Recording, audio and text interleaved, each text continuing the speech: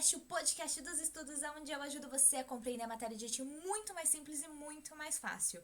Para quem não me conhece, prazer, meu nome é Wendy, eu sou estudante de pedagogia e tudo que eu aprendo eu passo aqui para vocês. E eu espero de verdade que vocês entendam a matéria, que vocês gostem, porque estou fazendo uma série de vídeos falando sobre a matéria História da Educação.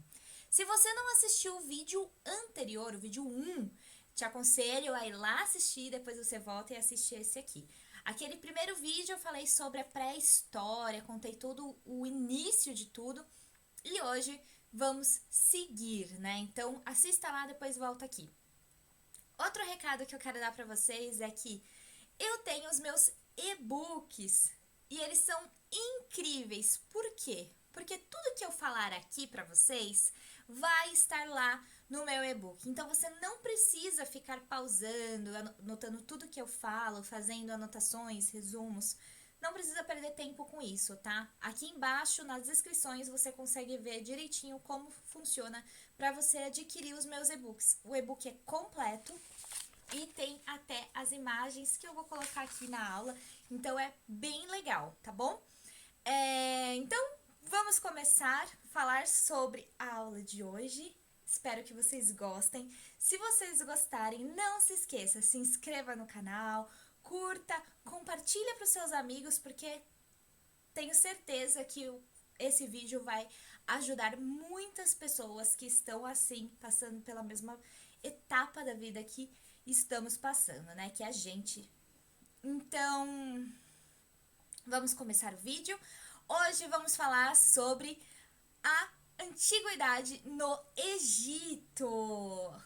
Uma coisa bem legal para saber que a civilização egípcia, ela é uma das mais antigas civilizações que já existiu e também a mais importante. E ela está ali naquele crescente fértil. O que é o crescente fértil? É o berço da civilização.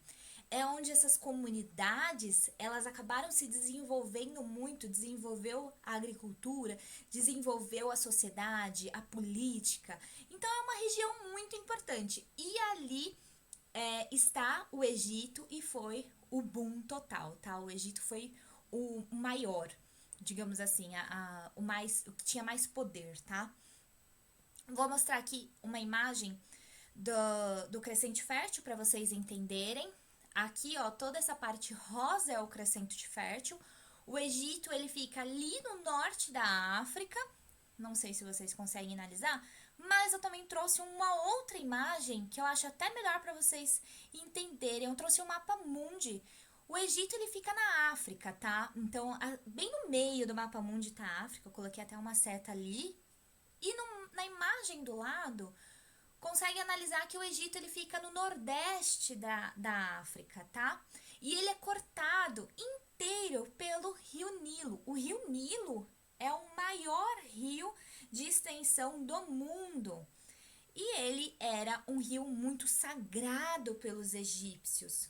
Ele era um rio muito importante e as comunidades começaram a se concentrar todas ali na margem do Rio Nilo.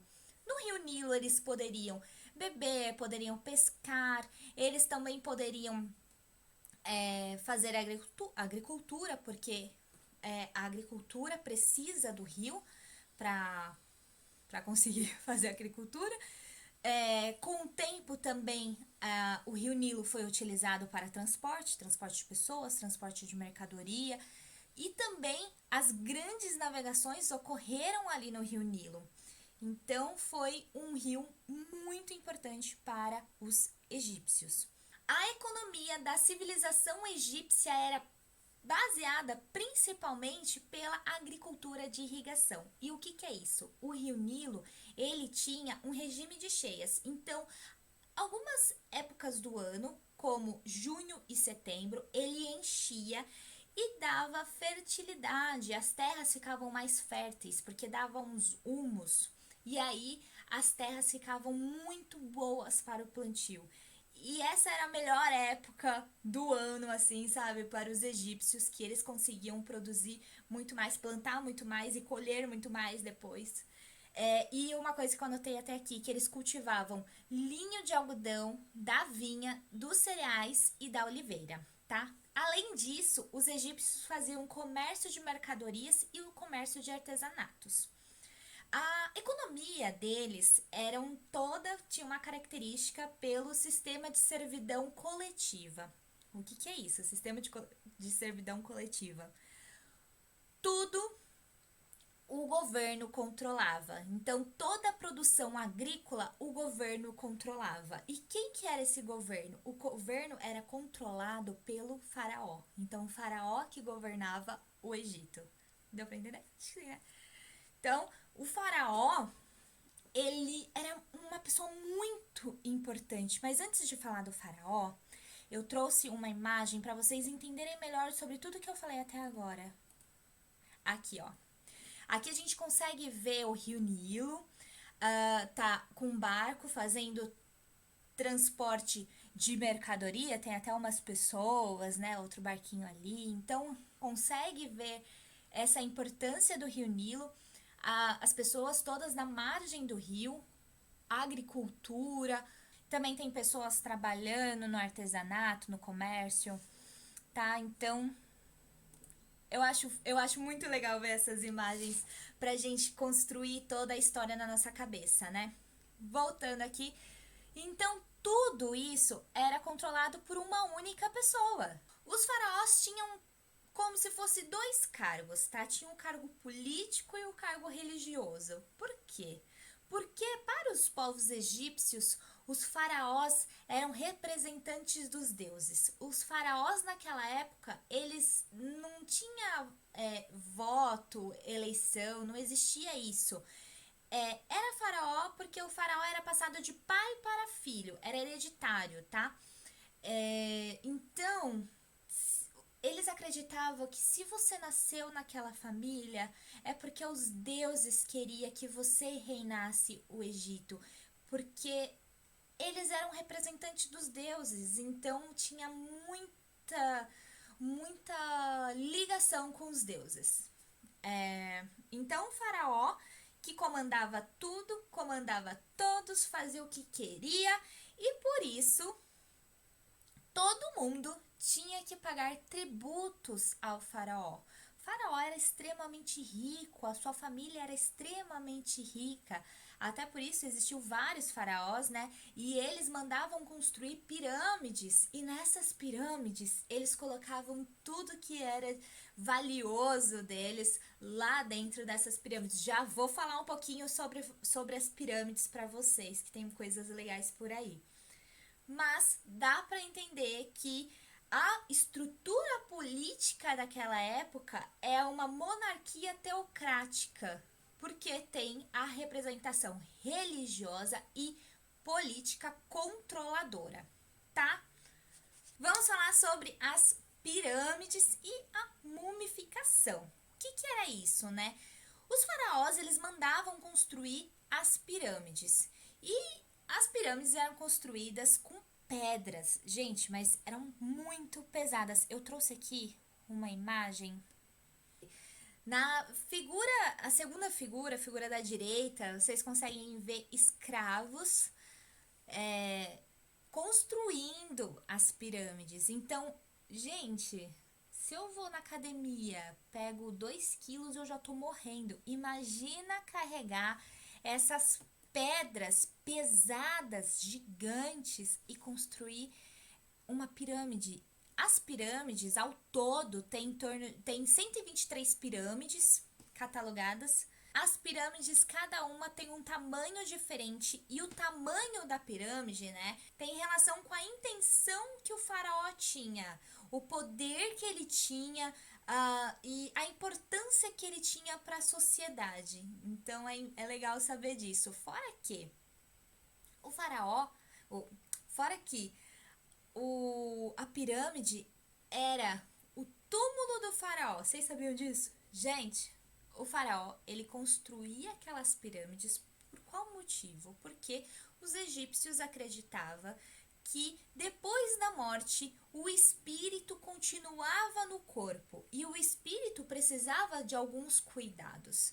Então, por isso que eles faziam a mumificação. Então, eles passavam vários óleos, faziam um tratamento de óleos envolvido com as faixas, né? E eles também tiravam alguns órgãos, como o intestino e o fígado. O intestino e o fígado eram colocados em uma urna especial, junto ali, né, no local, e aí fazia a mumificação. Deu para entender? Dentro dessas pirâmides era colocado tudo o que o faraó iria precisar. Então, era colocado joias, todas as coisas preciosas dele. Tinha até móveis, alimentos. Então, tudo que o faraó precisava, depois era colocado tudo lá para ele, porque tinha essa fé, essa crença, né, de que depois da morte que o espírito necessitava desses cuidados. Eu trouxe aqui a imagem, né, das pirâmides. Tem diversos tamanhos. Ai, gente, eu acho incrível o Egito, a quantidade de coisas que a gente descobre, né? E aprende. A sociedade do Egito acabou se tornando muito poderosa e muito rica, ficou grande demais e acabou se tornando cada vez mais complexa, tá? E foi preciso fazer uma sociedade de classes. A sociedade foi dividida em diferentes camadas. Vem aqui, acompanha aqui comigo. Lá no topo tem quem? Faraó, né, gente? Comandava tudo e todos. Depois vem os nobres e os sacerdotes. Os sacerdotes, é legal vocês saberem que os sacerdotes, eles meio que apoiavam, cuidavam do faraó. Depois vem os soldados, exército. Os escribas. Os escribas eram pessoas que sabiam escrever, comerciantes, artesãos, camponeses e os escravos. Os escravos, eles eram capturados em guerras. Eles trabalhavam muito, como vocês puderam ver, eles que faziam até pirâmides. Não ganhavam nada, eles só ganhavam água e comida. A única coisa que eles ganhavam. Os egípcios, eles eram politeístas. O que é isso? Eles acreditavam em vida após a morte, acreditavam em diversos deuses, acreditavam em mitos. E, além disso, eles faziam várias festas, várias oferendas para os deuses. Porque eles achavam que os deuses iriam gostar se tivesse festas para eles, né? Homenagens para eles. E tendo essas festas, os deuses iriam ajudar eles nas guerras, ajudar eles nas colheitas, ajudar eles até nos momentos da vida. Então, essas festas eram muito importantes para os povos egípcios. Cada cidade possuía um deus protetor e também tinha templos religiosos homenageando eles. Então a gente consegue entender que a política e a religião, elas sempre andam juntas, tá? Elas não andam separadas, tá tudo assim, ó, tá tudo uma coisa só. Deu pra entender? Gente, sou um pouco louca, mas acho que vocês estão entendendo. Eu trouxe duas imagens que representam os deuses. Então, só para vocês terem uma ideia de como era. Depois vocês veem, pausa o vídeo e analisa as imagens, que é bem legal. Vamos falar sobre música e dança. Como no vídeo anterior já vimos, a música sempre esteve presente na vida do homem, né? E no Egito não era diferente. Mas os egípcios, eles acreditavam que o deus Thoth... Gente, tem gente que fala deus Thoth, deus Tote. É alguma coisa assim, tá? Eu não sei. Ele, que é o deus da sabedoria e das artes. Para os egípcios, ele que criou a música, tá? E A música, aí vem as lendas, né, os mitos. A música foi usada por Osíris. Osíris é o deus do morto, deus do julgamento. E Osíris utilizava a música para civilizar o mundo e apaziguar as pessoas, até que Osíris virou o primeiro faraó. A música era utilizada o tempo todo pelos egípcios. Era utilizada em banquetes, em ritos religiosos, em procissões militares. Eu trouxe uma imagem para vocês muito legal para vocês verem que a música realmente faz parte. Dá para ver até na imagem que eles estão meio que dançando aqui. Alguns instrumentos também eram utilizados, a flauta, o clarinetes, as harpas, e os instrumentos de percussão eram o pandeiro e o tambor. Bom, infelizmente a gente não consegue, né, reproduzir nenhuma música desta época porque não tem nenhuma partitura, mas através dessas imagens, né, a gente consegue entender que sim, a música existiu neste período. E vamos falar um pouquinho sobre arte. Já falamos de música, vamos falar de arte. A arte sempre, como tudo no Egito, está ligado à religião. Então, tudo que a gente for analisar, vocês vão ver toques de religião ali, tanto nas pinturas quanto nas esculturas, tudo tem traços religiosos, tá bom? Para vocês terem uma ideia, os faraós, eles contratavam pintores para esses pintores pintarem dentro das pirâmides. E é muito legal porque esses pintores, eles contavam a história do faraó. Deu para entender? Dentro da pirâmide, o pintor contava, através de imagens, contava a história do faraó. Eu acho isso incrível.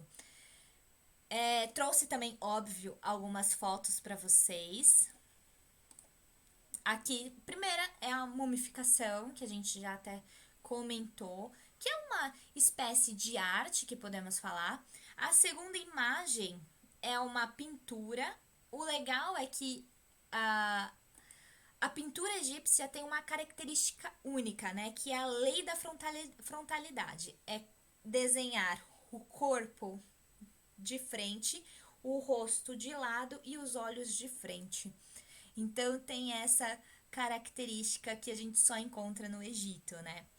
E também tem as esculturas. Lá eles faziam também esculturas nesse período do Antigo Egito. E são representações de faraós e também tem representações de deuses. As esculturas são sempre dessa forma frontal, bem esticadas e não tem nenhuma expressão facial. Que demais! Ah, meu Deus! Bom, acho muito importante a gente falar sobre Deus Thoth. Me corrijam aqui embaixo se vocês souberem, nos comentários. Mas, como eu já falei, esse Deus era o Deus da sabedoria, o Deus da arte. E para os egípcios, ele que criou praticamente tudo, tá? Tudo que é de inteligência. Até mesmo a escrita hieróglifa. Foi Deus Thoth que criou. O Deus Thoth, ele tem corpo de homem, cabeça de ibis, que é um pássaro. Eu vou colocar a imagem aqui do lado, que eu esqueci de pegar, mas eu vou pôr para vocês. E ele era o conhecedor da matemática, geometria, contagem do tempo, ele que criou o calendário egípcio, astronomia e representava todos os conhecimentos científicos. Trouxe para você a imagem do calendário egípcios, que ele é bem diferente. Olha aqui, este é o calendário egípcio. Olha, gente, eu acho incrível essas coisas.